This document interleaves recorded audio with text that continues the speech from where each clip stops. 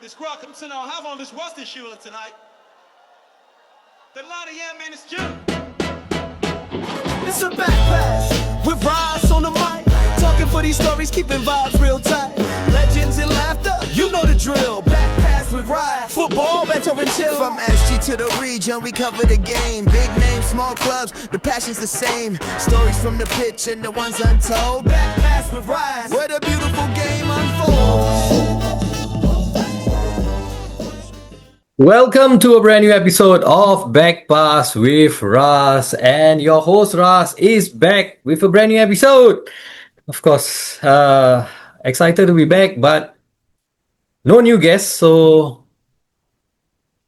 what can I say? Well, I'll keep trying. Try and get some guests to come on the show, share their stories. We've still yet to hear from quite a few people. But anyways, now today we're going to talk about the World Cup. World Cup is coming up at the time of our recording. It's slightly more than a month away from the World Cup. Even at the point of release, I believe we will still be a bit more than a month from the World Cup. 20 World Cup 2026, this one hosted by USA, Mexico, and Canada. Today I'm going to talk about but the most favorite World Cup of all time for me. Not for you, might not be for you, might not be for others. But for me, it will be World Cup 1994 held in the United States of America. And of course, as you know, the World Cup this year is co-hosted by USA, Mexico, and Canada. Not much recollection of World Cups in Mexico because 1970 I wasn't born yet, but I watched the World Cup films of 1970. Quite interesting, quite good. I like watching those World Cup films anyways. The documentaries bringing you through the World Cups of yesteryears and getting to know of all the heroes and villains from all the different World Cups, the way it panned out, and the way the storytelling behind the World Cup films is exceptional. Love it. So anyways, 1986 I was born, but still too young to know anything about the World Cup. So not much recollection of any World Cups in Mexico. This will be my first. But anyways, we'll talk about the World Cup 2026 later. Let's talk about World Cup 1994. As many years ago, I'm not very good with my maths. So offhand, I cannot tell you how many years ago, but it will be at least 30 odd years ago that we had this World Cup. I'll be sharing with you perspective as a 10-year-old watching that World Cup. Memories as a 10-year-old watching that World Cup. You might be 10 years old when you were watching that World Cup as well, or older, or younger. We never know. But anyways, let's get down to it. And we'll start with the qualifiers, World Cup qualifiers. As you can see, I'm an Italy fan. I've been an Italy fan since 1991, which is just in the aftermath of World Cup 1990 held in Italy. And of course, I had vested interest in how Italy would do. And therefore, I was following the qualifying campaign, the World Cup qualifying campaign. And one team came out of the blue and caught my attention. That was Switzerland. We didn't get to watch matches in those days, so we didn't know, we wouldn't be able to watch any highlights of World Cup qualifiers or live matches of these qualifiers. So all our source of information was limited to teletext and the newspapers. So Switzerland, at this point, 1994, it was my fledgling years as a football fan. I was getting to know about football through books, through newspapers, through magazines. So I know, and also through my father, who gave me the initial education. So I know who the big boys are. I know who the former World Cup winners are. I know who the superpowers are of world football, international football. Switzerland is not one of them. They never struck me as a team that was like a big footballing nation. So for them to do well in the World Cup qualifiers, they actually held Italy to draw and beat Italy in Switzerland. So for them to do that, really, surprised me, really caught my attention. And this was a Switzerland coach by Roy Hodgson. So moving on, in the European side of the World Cup qualifiers, there was another big story, and this one would be something that would be of interest of many in this part of the world, in especially Singapore, in Malaysia, because it is about England. England had a disastrous World Cup campaign. They were knocked out, didn't qualify for the World Cup at all. They were knocked out by Holland and Norway, who qualified in their place. And I remember it was a big disaster. Of course, we don't need to tell you why England is so popular in this part of the world. It's got to do with the past of being a former British colony. And due to that, due to the language, we speak a common language, English. And from then on, since the time of the British, of course, they brought football here, and then knowledge of their football has just grown in this part of the world. It's followed heavily by the newspapers here, and we get highlights of the English League, of the FA Cup. So we know the players well, we know the teams well.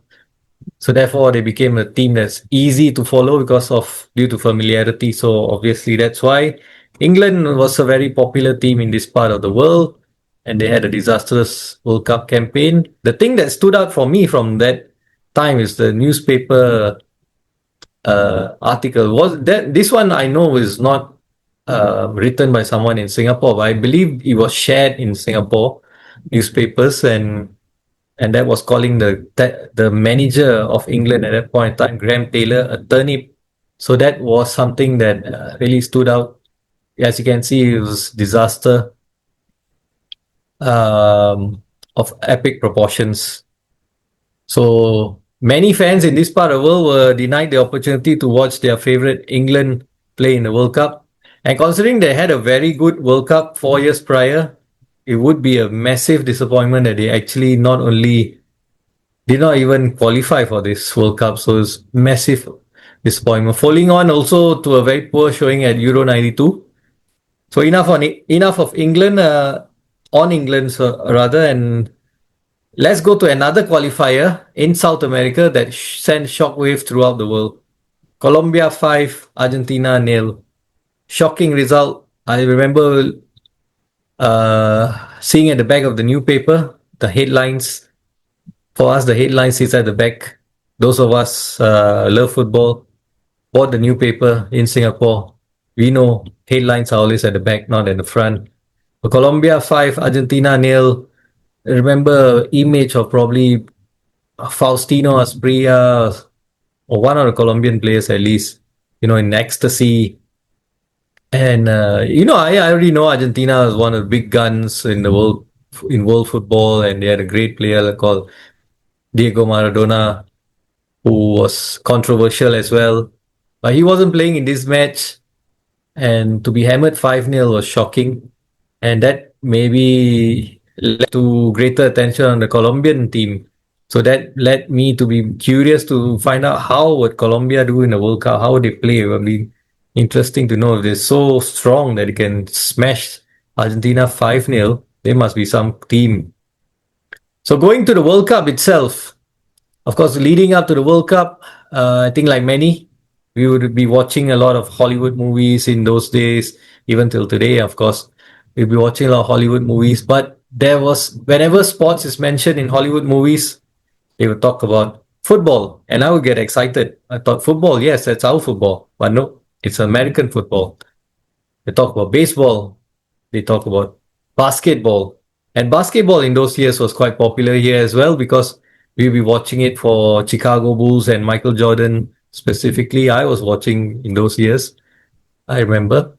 And so they talk about these sports, they never talk about football. And from that, and speaking to my father, I got the idea that football is not the main sport, the primary sport, the number one sport in USA, like how it is here, like how it is in many parts of the world. So I found that out. So I was curious to find out what the American public would be, their reaction would be to the World Cup. How would they greet the World Cup? Will they be, lukewarm towards it, and, not many fans in the stadium? Will that be the case? I was also curious to find out how the American national team do. Of course, yeah. Another piece I forgot to share this, but there's another way we found out about the players that will be playing in the World Cup. One would be the sticker book. We had the sticker book. I don't have it with me right now, but we used to collect sticker book. That's how we get to know the players from the various different nations. Another with this, I have this top deck cards. There's Dino Baggio here, Kevin Moran of Republic Island, Paul McGrath, Aaron Winter, Holland, Gianluca Pagliuca.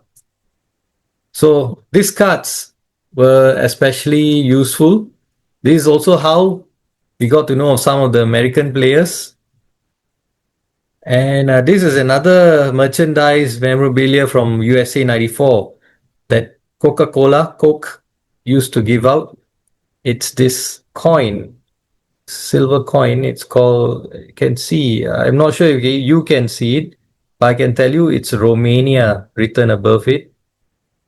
And here's the emblem of World Cup 94 to prove it that it is from World Cup 94. So this was another way we got to know about the players back then without Google, without internet, without the social media around, an explosion of information in our faces all the time. Tough, but this is how we got to know. And Roy Worgley was a player, and from the American side, that was playing in the English Premier League. That's a player that we found out about.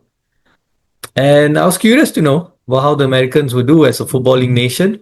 But before we talk about American as a footballing team, sorry, not as a footballing nation, but as a footballing team, let me get back to other memories that I share of watching the live telecast on TV.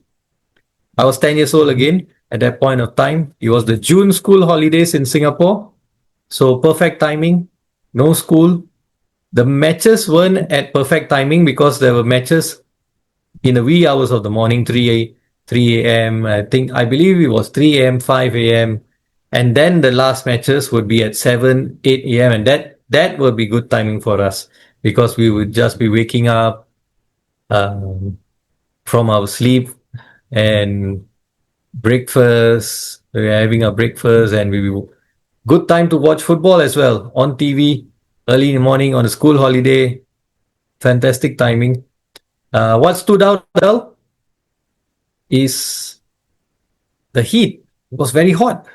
I don't even think there was a single match that was played in the rain. No rain at all. All the matches were hot, bright, sunny, good optics. Good.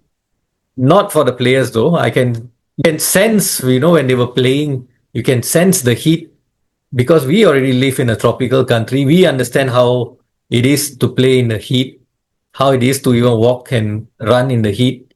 This is playing a full-fledged 20 minutes game in the heat. So you can understand, that feeling of playing in the heat.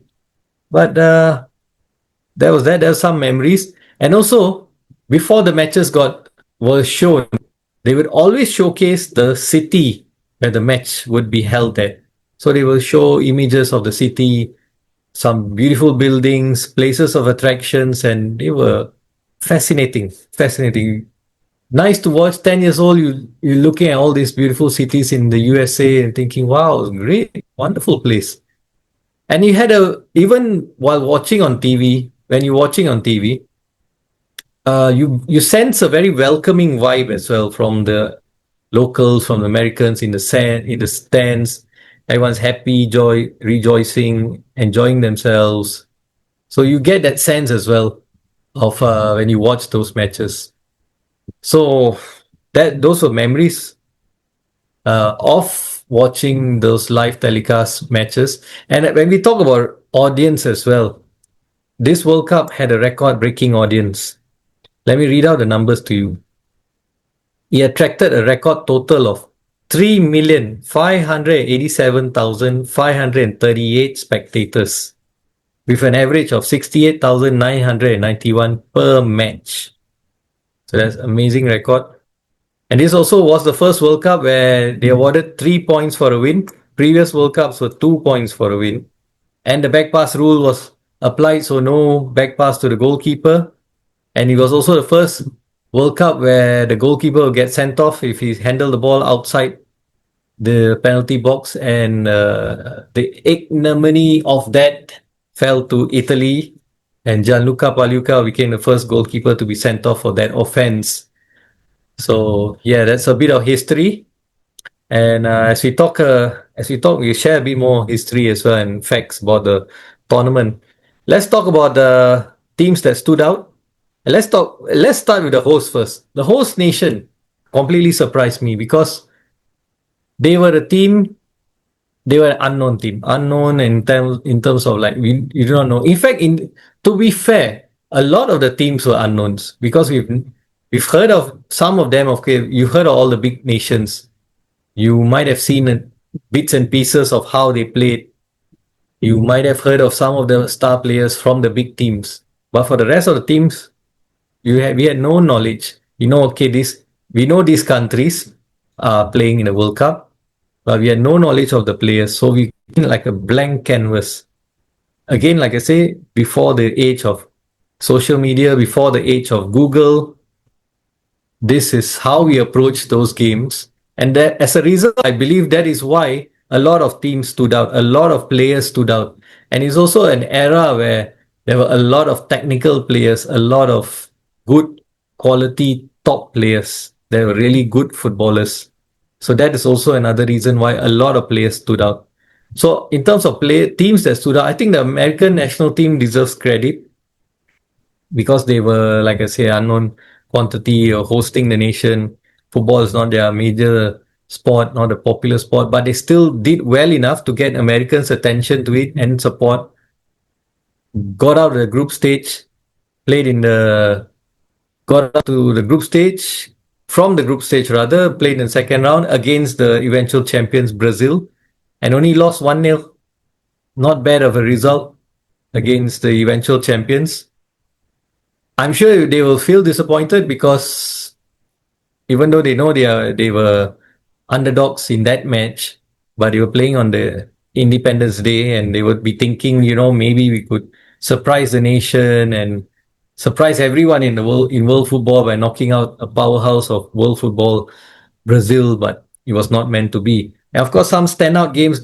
In their group, they had Switzerland, they had Colombia, and they had Romania. So I've mentioned about Colombia. I was excited to see how Colombia would do, but Colombia had a disastrous tournament. They failed to live up to expectations. I don't think they even won a single game. But of course, the most standout memory would be the tragic own goal first by Andres Escobar. That was rather unfortunate. I'm sure it was not planned, but the aftermath of it, that was tragic because he was killed when he went back to Colombia, and this is kind of linked to the drugs cartel in his home country, and that was tragic. The loss of a life. Who I later on in life found out that he was actually on the brink of moving to Italy, to Serie A, to join Inter after the World Cup. So really a tragic loss for football. I don't feel anybody should have to lose their life for losing a football match or for scoring an own goal or for missing a penalty. Nobody should ever be subjected to that. I even subjected to personal abuse, subjected to racist abuse. No, there's no way, no place for that in football. So anyways, that was something that happened. USA, Switzerland, I mentioned as well. They were in the same group. Switzerland, not bad a team. Watching them for the first time, they did quite well. And also, there's another piece of history. USA versus Switzerland was played in an indoor stadium. So that was the first time ever a World Cup match was played in an indoor stadium in the Pontiac Silverdome in Michigan. So there's that. And one of the standout teams of the tournament, Romania. What a team. Okay, before I talk about Romania, I just recalled about USA. I recalled about their jersey, the grey jersey with the stars. That was something. And the players, let's talk about the players of the American national team. We got to know, I think before the tournament, during the tournament, these were players that I got to know. Tony Miola in goal, Kobe Jones with his dreadlock hair, Eric Wijnaldum, Alexis Lalas looking like one of the forgotten son of ZZ Top. Um, who else was there? Not Marcelo Bielsa, but Marcelo Balboa, Tab Ramos, who suffered an unfortunate, terrible injury, a terrible elbow by Leonardo against when Brazil played against USA, and Leonardo was suspended for a very long time. He missed the rest of the World Cup. Very, I wouldn't say it was an innocuous elbow. I wouldn't say it was unfortunate. It was certainly aimed at him, and he gave a really bad injury to Tab Ramos. So yeah, these were some of the American players that stood out. If there was any others that I missed that comes to your memory, do let us know in the comment section. But yeah, that were the Americans. And going back now to Romania. Romania, the standout team of this tournament, one of the standout teams of this tournament, one of many standout teams of the tournament. Never heard of Romania. Okay, Romania as a nation, I was, of course, through football, I was getting to know about different countries in the world. So I wouldn't say that, okay, Romania is first time ever I've heard of. This was the first time ever hearing of the nation Romania. No, I've heard of it before, but as a football nation, footballing team, no idea at all. Completely blank canvas. And here comes a guy, George Hagi, playing beautiful football, scoring beautiful goals. Florin Radicu, George Popescu, Dan Putrescu, oof. Uh, Ili Dumitrescu. Yeah, that's another guy. So Romania, wonderful team, played really good football, and they produced one of the shocks of the tournament, knocking out Argentina. It was probably second round or quarterfinal where they knocked out Argentina. But they were one hell of a team. Yep, it was the second round of 16 where they knocked out Argentina. So one of the standout teams, Romania. Moving on, Sweden. Sweden, another team, they went all the way to the semi-finals. And Sweden is a team that first came to my attention at Euro 92 where they hosted it. I didn't watch Euro 92 because, of course, Italy was not there. So since they are not there, there's not much of an interest. But of course, there's still interest enough to know to find out more and see how the teams are doing. And I did not watch any of the live matches, but we watched highlights. And Sweden in that tournament beat England 2-1. And from there, you got to know a bit about the Swedish team. So Thomas Brolin, Martin Dahlin were the two main players in that team. Then in this tournament, Kenneth Anderson, they helped Brazil to a 1-1 draw here in the group stage. Joachim Björklund, Patrick Anderson, Thomas Ravelli in goal. Oh my God, the guy looks like a madman, but he's a madman with a method. I would say looks like an eccentric character.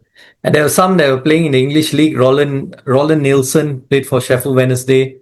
Andres Limpa, former Arsenal and Everton player. So Sweden was another surprise standout team. Cameroon was one of the big disappointments for me. Colombia was another disappointment I've mentioned. Cameroon was one of the big disappointments because I've heard all about their colorful run to the quarterfinals at the 1990 World Cup. So I was really eager to see how they would do in this World Cup, but they failed badly.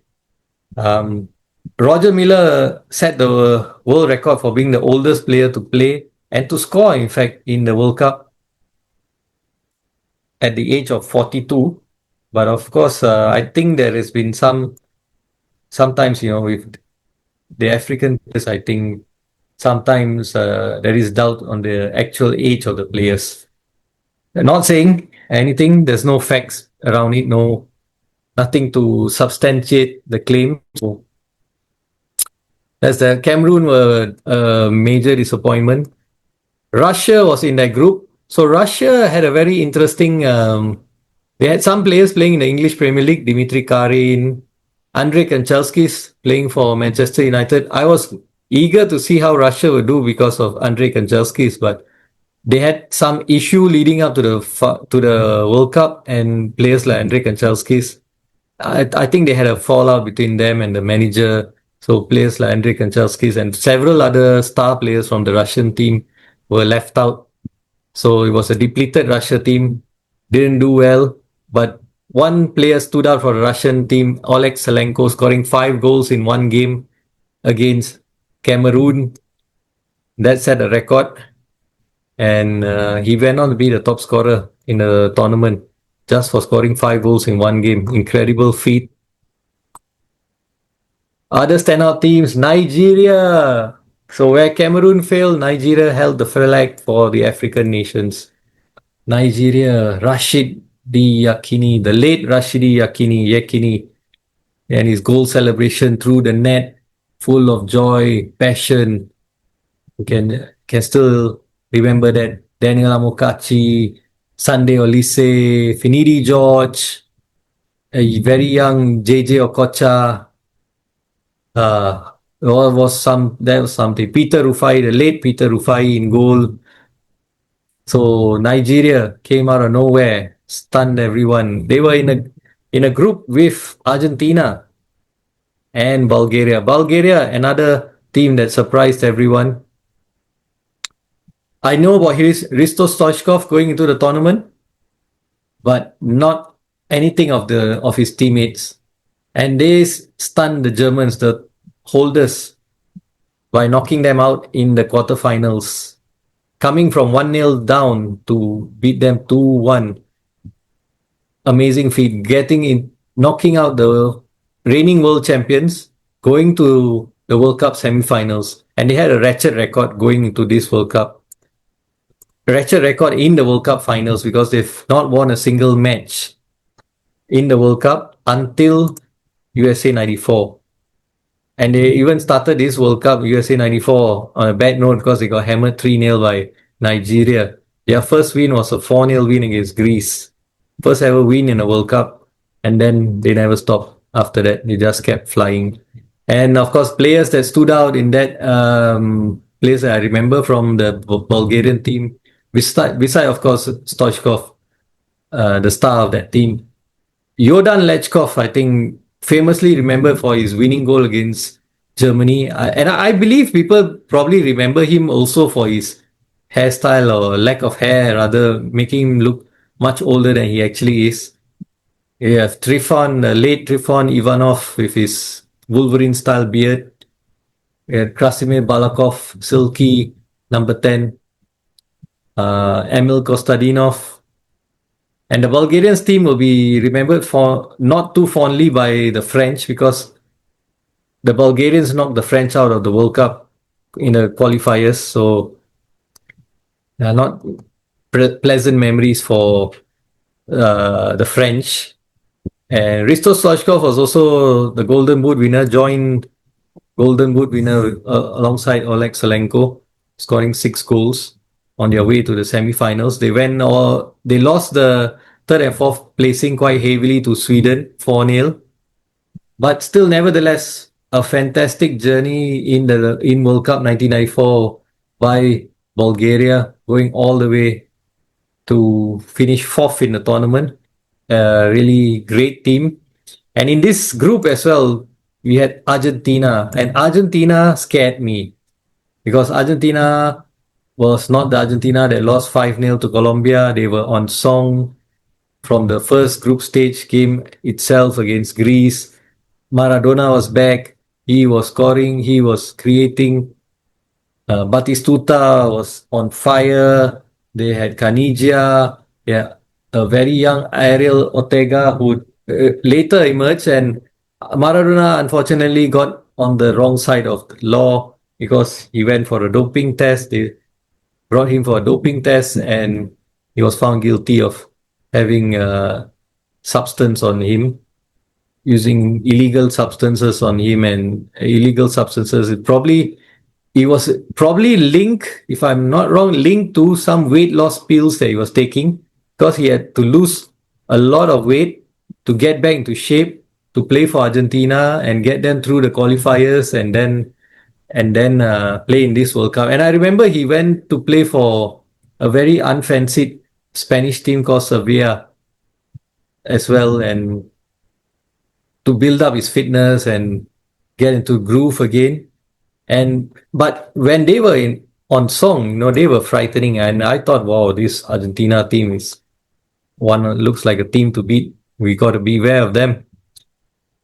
And yeah, so they hammered Greece 4-0. They beat Nigeria 2-1, and then but then they lost to Bulgaria 2-0. By that time, when they had lost to Bulgaria, they were already reeling from the shock of losing their talismanic captain Diego Maradona.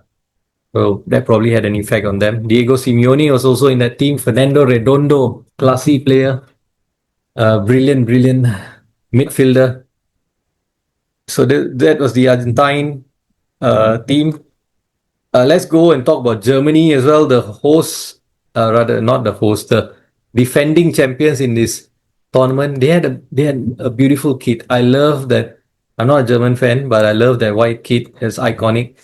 The white kit they wore in this World Cup, and they had some really great players. Of course, Lothar Matthäus, captain Jürgen Klinsmann, Rudi Voller, Thomas Hessler. Oh, he was a great player.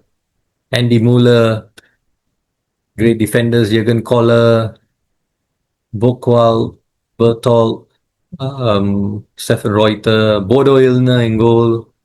So a really strong German team that were knocked out by Bulgaria in the quarterfinals.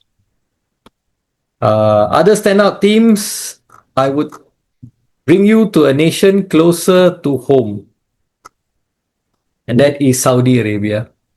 Saudi Arabia finished second in a group that had the Dutch, Holland, Netherlands, Belgium, and Morocco. They finished second in the group. They lost the first game. They lost the first game very narrowly to the Dutch 2-1. They beat Morocco after that, and they beat Belgium with a stunning solo goal by Said Al Owairan. Said Al Owairan. What a goal that was. And Saudi Arabia really caught the attention of flight the flag high for Asians, especially, getting through to the second round.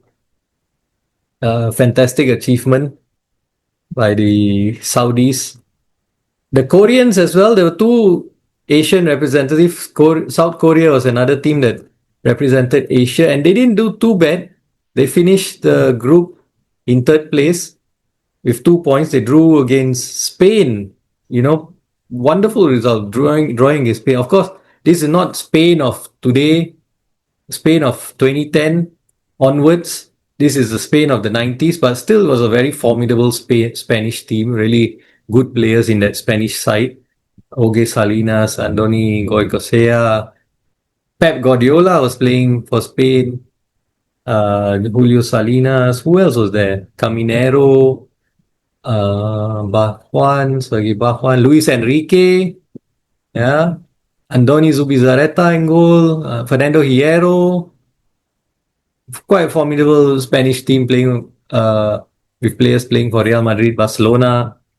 As South Korea came from 2-0 down to draw 2-2 against Spain in the last 5 minutes of the match. They lost 3-2 to Germany. They drew 0-0 against Bolivia. They lost 3-2 to Germany. It was also quite credible because they were 3-0 down, and from 3-0 down, they came back to 3-2. Very credible result. And this was a 24 team tournament. So what that meant was the top two teams will qualify automatically, and four of the best third place teams will qualify for the next round. So these were the teams that stood out, the players that stood out, the uh, teams that were disappointing. The Brazilians started the tournament very strongly, very impressively, finished top of their group. Romario was on fire. Romario Bebeto partnership was brilliant. And later on, they would have that very famous baby cradle celebration. You know, Romario Bebeto and Mazinho. Dunga was the captain. Rai was the captain at the start, actually. Then he was dropped for pragmatic reasons. Carlos Alberto Pereira was not known to be a Joga Bonito kind of a manager, is known to be more of a pragmatic defensive manager. And Brazil at this point, they've gone a very long time since 1970 not winning a World Cup. 24 years since they won a World Cup, and they were reeling because they had some really talented generations in the 80s, in 1982, 1986, but they exited relatively early in both World Cups because only their philosophy was just to attack, attack, attack, score, and they forget about defending. So now there's a very different approach in this Brazilian team where you had players, the central midfielders were defensive midfielders, Dunga and what's the other guys? Dunga, Mazinho. They had Marcio Santos and Aldair in defense. And before Cafu came to prominence, Cafu was in this World Cup, in this squad. He was on the bench most of the time. There was this guy called Jorginho who was their wonderful right back. And Branco, before Roberto Carlos, Branco was there, and he scored a great goal. I remember later on in the tournament against the Dutch. That was quite a captivating game against the Dutch. They won 3-2, Brazil. But a free kick by Branco was wonderful. And of course, Romario, a player that I admire a lot. Low center of gravity, quick movement, speed, really sharp in the box. You can never give him space in the box. And it's so difficult to stop him. So he was one of the standout players of this tournament, one of the great players of this tournament. And yeah, so let's talk about the teams. I mentioned about four third place teams that would qualify, and those four teams were Argentina, according to standings, for number of points they collected. Argentina, Belgium, United States, and Italy. So Italy qualified by the skin of their teeth. In Italy's group, all four teams finished with the same number of points. But thankfully for Italy, they had a better goal difference than Norway. Is that a better goal difference than Norway? Let me check. They not. In fact, it's a fascinating Italy's group. All four teams ended with 4 points. So Mexico, Republic of Ireland, Italy, and Norway ended the group stage with 4 points.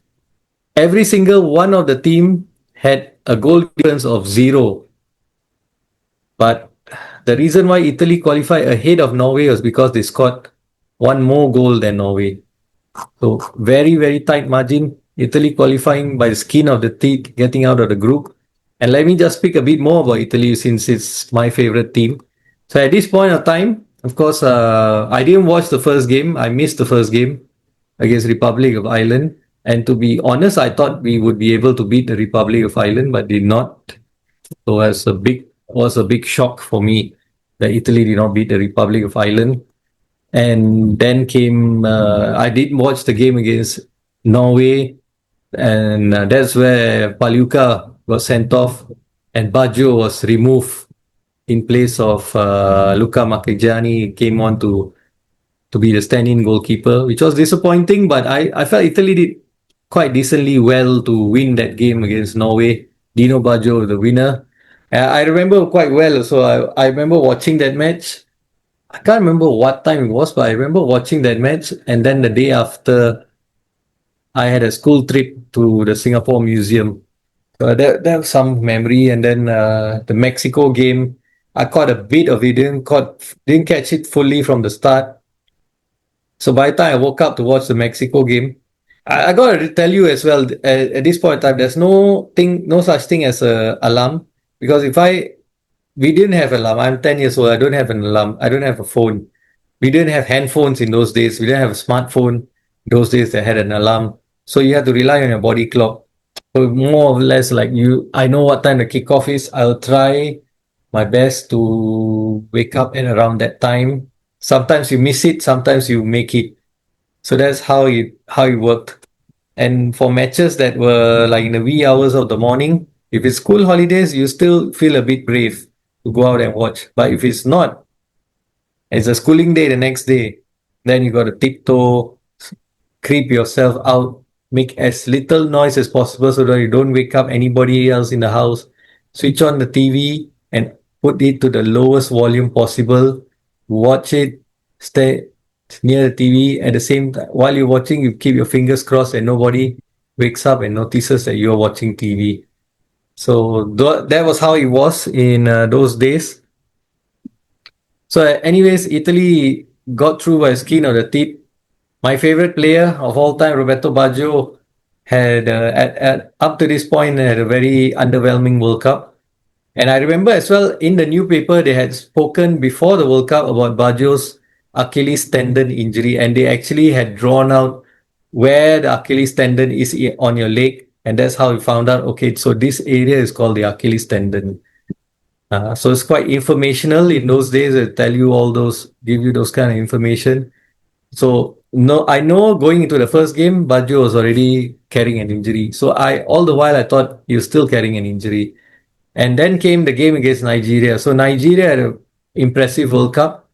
I remember on the day of the game, I heard people around, they were talking about the game, and everyone was saying, "Oh, Nigeria's going to win this. I think Nigeria's going to win this. They're going to knock Italy out," because Italy has not been impressive at all.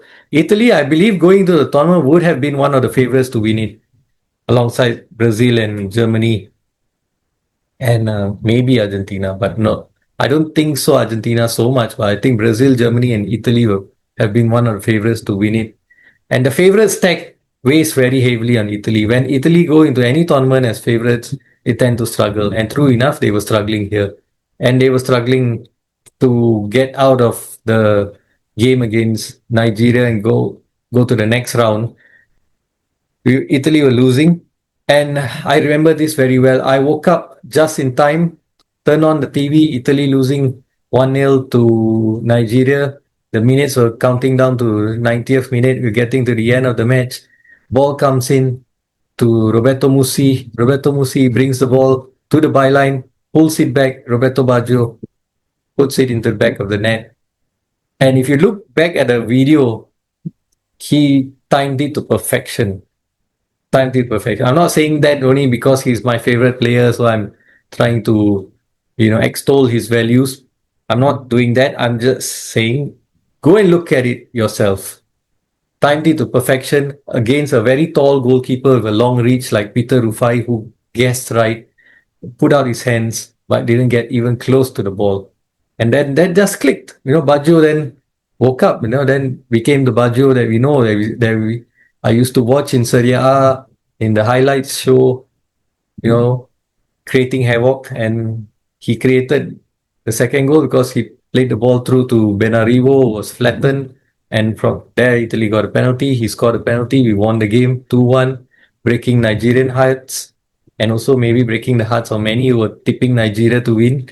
And in that game also, there was a very inexplicable, I can't until today understand why Gianfranco Zola was sent off. He thought he got a penalty, he didn't get a penalty. In frustration, he went chasing for the ball, put in a challenge, didn't get into a challenge, but was sent off. He did not even stamp on his opponent. It was just a normal challenge. Maybe a yellow card would suffice, but he got sent off. Is incredible. Back in those days without VAR, so that happened. And then the Italy and Baggio journey continued from there. So played Spain next, had a good start. Dino Baggio gave us the lead. We were playing quite well. The Spain got into a game. They got an equalizer of a deflection, wicked deflection. Game looked like again heading to another extra time, and out of nowhere on the counter attack, Signori brought the ball out very well, got poleaxed before he laid off the ball to Roberto Baggio, who rounded Andoni Zubizarreta. It looked like the angle was narrowing, but out of the a narrow angle, he squeezed in a winner. Italy got a bit lucky in this game, I must say, because Tassotti did the same thing that Leonardo did, but was missed by the referees. He elbowed Luis Enrique, and I remember that anger in Luis Enrique's face, with blood streaming out of his nose.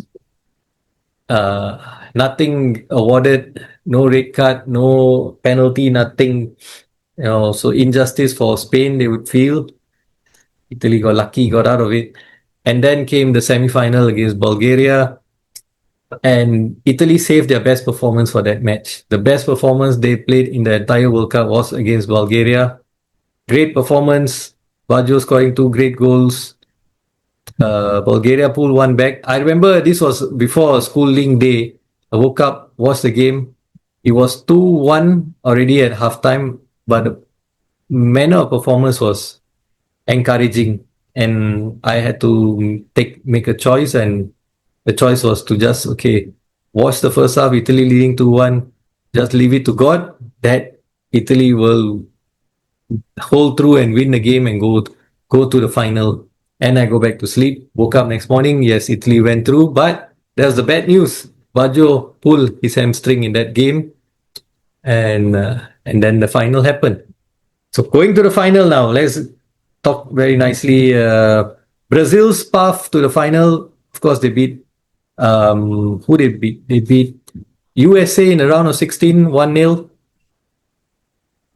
And then came the Netherlands. Yes, I remember I told you about a topsy-turvy exciting match between Brazil and the Dutch, which the Brazilians won 3-2. Brazil took the lead twice, and twice the Dutch packed them back, but then the Branco winner won it for them. Then the semi-finals, they played against Sweden, and the Swedish had drawn against Brazil in the group stage, but this time Brazil made it through, and quite late as well. They left it quite late to win the game, 1-0, and made it through to the final. So the final, I did not watch the final at all. Again, before schooling day, did not watch the final at all. But when I woke up, I was really nervous because I was hoping, that I didn't watch the final. It was billed as Romario versus Baggio as not Italy versus Brazil, but Romario versus Baggio, who's going to come out tops. Both players had 5 goals in the tournament at that point of time. So if whoever scores 1 more or 2 more will end up as the Golden Boot winner. And I woke up in the morning and see, the match still going on. It went to the penalty shootout, so extra time was over. It was going to the penalty shootout, so I watched the entire penalty shootout that morning as a 10-year-old kid, and of course left feeling very, very dejected and sad that Italy lost on penalties. It was the first ever World Cup final to be decided on penalty shootout. And a very tragic way, of course, that my favorite player missed the penalty. Of course, before him, Franco Baresi had missed the penalty. Daniel Massaro has missed the penalty for Italy. In fact, when Franco Baresi missed the penalty and then Pagliuca saved Marcio Santos' penalty, I thought, all right, okay, at least parity is restored. Hopefully we can be flawless on the penalties after this and not miss any, and we can maybe save one or Brazil misses one more and we'll win it, but not to be. And my favorite player, of course, very famously, everyone knows Roberto Baggio for this missed penalty, which is unfair on his reputation, on his ability and the impact he made on this Italy team, bringing them all the way to the final. Because largely, you would say, for the players that they were there in the Italian national team, at this point in time, Serie A was the biggest league in the world, was top league in the world. Italian teams were dominating in Europe. Uh, and the players were more or less, a lot of them were household names. So they were brought to the final largely by one guy, and that was Roberto Baggio. And as luck would have it, he was the one that missed the penalty that would seal the win for Brazil, and Brazil won the World Cup. So that was that. That's USA '94. Very bitter end to a rather otherwise sweet tournament for me, but still, nevertheless, still my favorite World Cup tournament. Still one of the biggest what ifs if Baggio had actually been fit in the final. I did watch the World Cup final in totality much later, more recently, and quite a impressive, very, very impressive performance by Franco Baresi against Romario. Franco Baresi coming back from a knee injury that required surgery after the second game to play in the final and pull off that kind of performance. And in that heat as well, no five substitutes that we can use like today, no water breaks, only two substitutes, I believe, they could use. And still, the quality was affected by the heat and all these other factors I've mentioned, like water break, the missing water breaks, and more substitutions on hand. And what ifs? The biggest what if is, of course, if Baggio had been fit going to the final, maybe we would have seen a different Baggio, different Italy, maybe a different result. We never know. These are all the ifs and buts. Brazil were World Cup champions. Probably a bit, of course, for my personal take, I would say, yeah, of course, I wish Italy would win it, but I wouldn't say Brazil did not deserve it. I think they were deserving winners as well. So that is USA '94, and the legacy is left. Of course, then football became more popular in the United States, and the MLS was born out of this. And what it is today, right now, this World Cup today, we're approaching it in a very different mood to how you approached it in 1994. And I'm not saying this just because Italy is not in the World Cup for a third season in a row. Of course, that is depressing.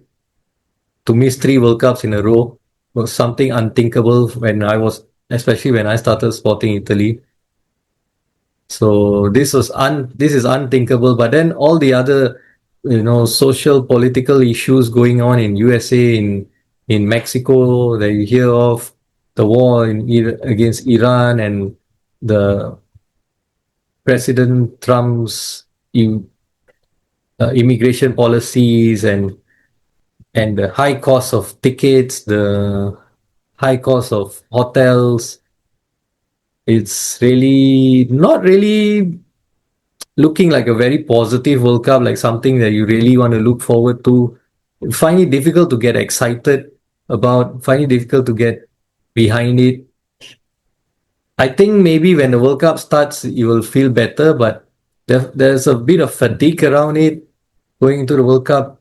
Like there's too many games going on in football, and also this is an elongated World Cup because there are many more teams in this World Cup. Will there many more teams actually lead to many more good matches, and we get to see some surprise teams like how we did in USA '94? We won't know. Let's see. Or will it lead to more? More games doesn't necessarily mean better quality, because maybe quality is not that great. If they just qualify because there were more teams allowed to qualify in the World Cup. We will not know. We will only know when we actually watch the World Cup. And will we even be watching the World Cup subscription? Some nations haven't even got the subscription rights. Nobody's bought the broadcast rights, and that's what the World Cup is. One of the biggest. It is the one of the biggest, or if not the biggest, football tournament of all time. And some nations haven't even in Asia, in this region, have not even got the broadcast rights. In Singapore today, the day of recording is the last day of the early bird offer, and that's $98. I'm thinking that's quite a lot. I'm still contemplating whether to get it or not. I know I've only left a few hours before that offer lapses, but really, sitting on the fence on that.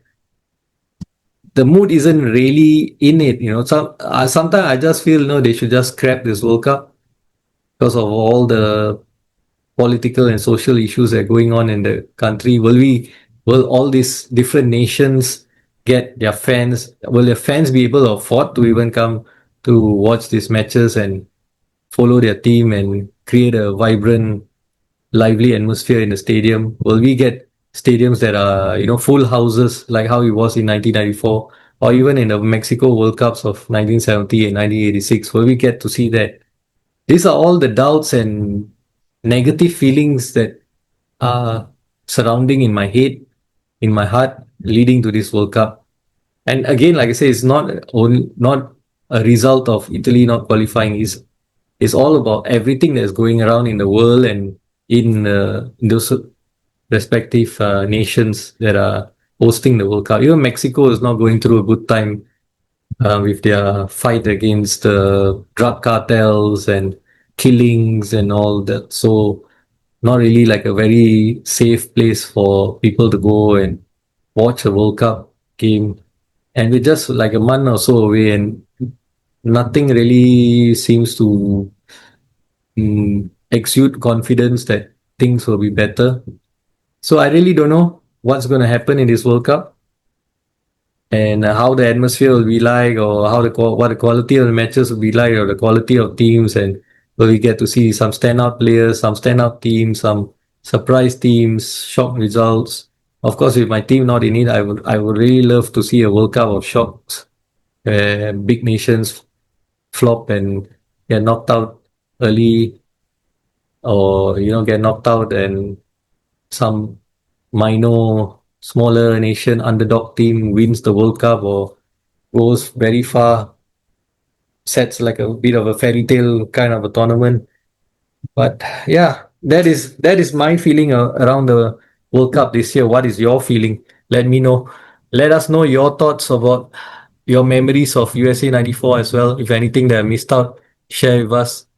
And yeah, this is me, Ra, signing out. Peace out. Ciao. And hopefully see you soon.